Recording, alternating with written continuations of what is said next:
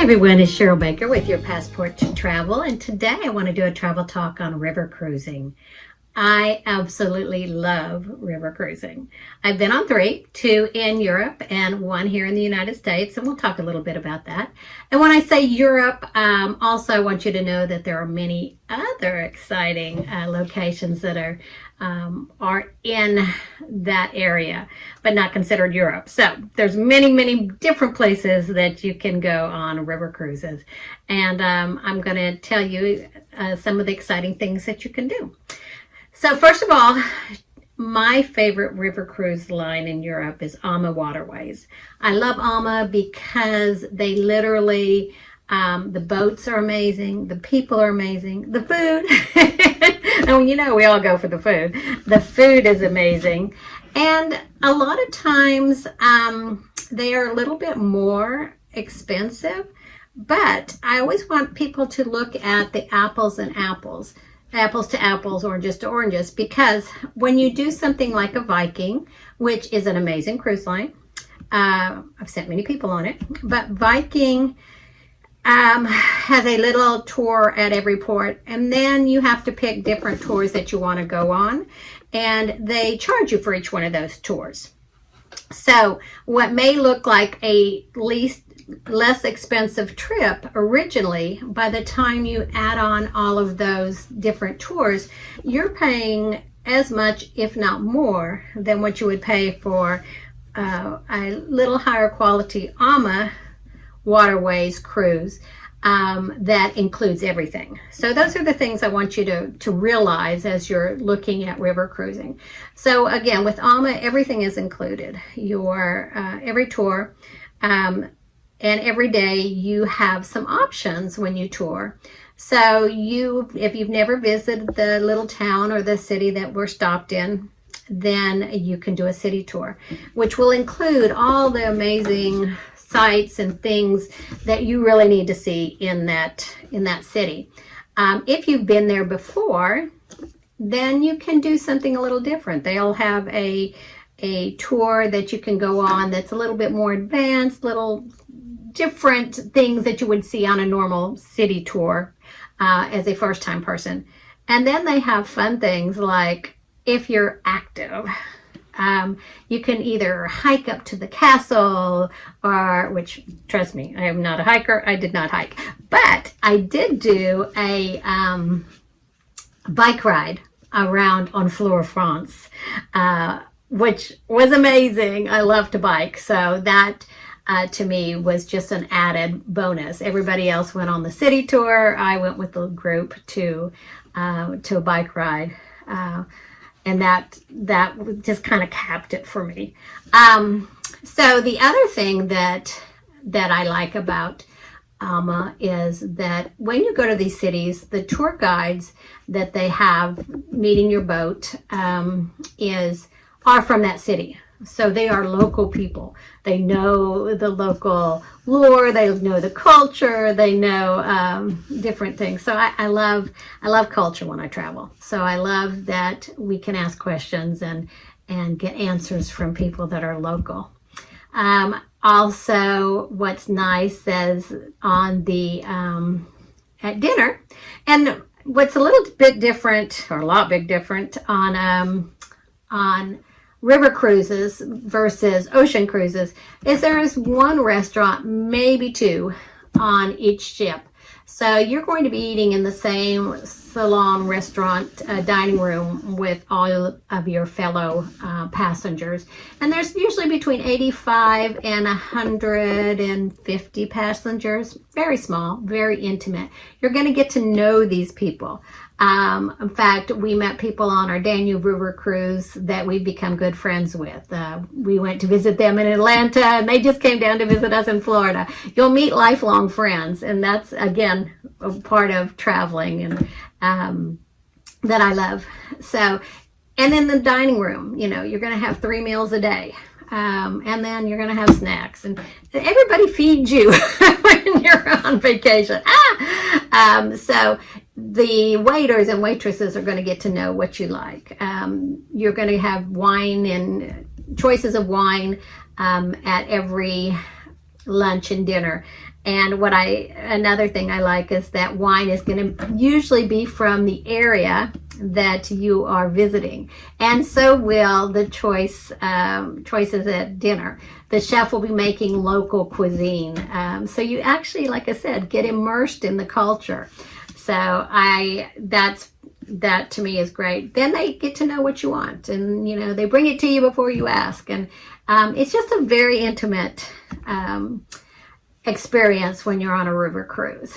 The other thing I like, and I have an older husband who has trouble walking, so whenever we go on a river cruise, I order a scooter. It's delivered right to the ship. Don't even have to worry about it. It's there when I get. I can do that for any for river or ocean. I order. It's called Special Needs at Sea, and I order scooters to be delivered for my clients, and they don't have to worry about it. It's there. They come pick it up afterwards. It's good. So what was funny with our last cruise is they would park the scooter somewhere, and then every morning they would bring it out to the bus for my husband, load it in the bus so that we could go on the tour. And on many of the mornings, the captain would actually ride my husband's scooter up the ramp and out to the bus and load it for him. That's service. So AMA has, for every morning when you go on a tour, you have 3 choices. You can go on the active tour. Again, that would be a walk or a hike or a boat thing, bike ride. Or you could just go on the regular, which would be fine. It's the regular speed group. It could still be the exact same tour, like the city tour, but it's for regular speed. But then they have a third group for people that need extra time. Handicapped, on a scooter, broken leg, just anything that would mean that you needed to not walk so much or walk slower. And so we were always on that one. But what was so nice about being on that is they took into consideration, too many steps, not this, not that. So it was really nice to have that option of every day to go on one of those 3 types of tours, activities. By the end, everybody wanted to go on the slow group, is what we called them, because we got to go slower, see more, talk and see things without being rush. So I love that about AMAs. You do have, and on the day that my husband didn't go, then I could go on the active one, or I could go on the other one. The buses are right there when you pull in. This is very important too. For all you people that say, oh, I can't go on a river boat, I get seasick. You're not on the sea. You are on rivers.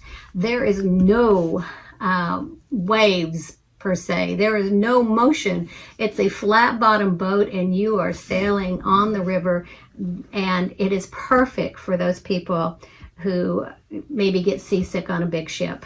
The only time you may feel bumps is when you're actually going through the locks, which is pretty cool.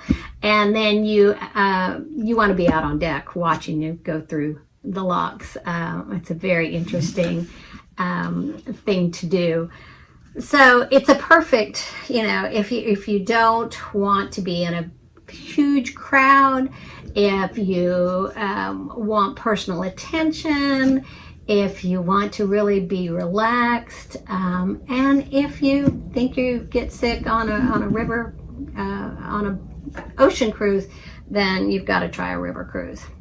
The other thing that I love about going in Europe, either on the Rhine or the Danube or the Moselle or any of those, you are literally going past huge castles and little villages and beautiful scenery. It's really a laid back vacation.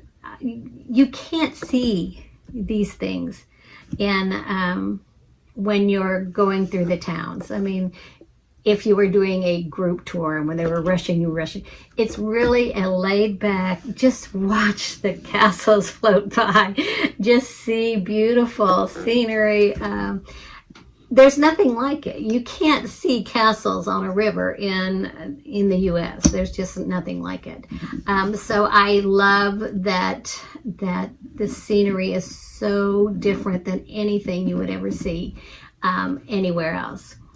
And another thing is when we're talking about the river cruises in Europe, you get to start in cities like London or Paris or Amsterdam or Denmark or Budapest. There's all these amazing cities. What I recommend is a pre or post stay before your cruise, especially pre, because you don't want to be getting into the cruise the day it's leaving. You want to give yourself some leeway. Come in a couple days before, get your sea legs, or not get your sea legs, get your sleep back to normal and all that good stuff since you've been traveling. And it's a great way to see those cities that you may not get to spend any time in.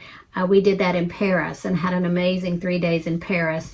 And we also did that in Budapest, which, Prague and Budapest, and there's so much to see in these cities that you're going to be embarking from or actually disembarking from. So think about doing a pre or a post stay at any of those.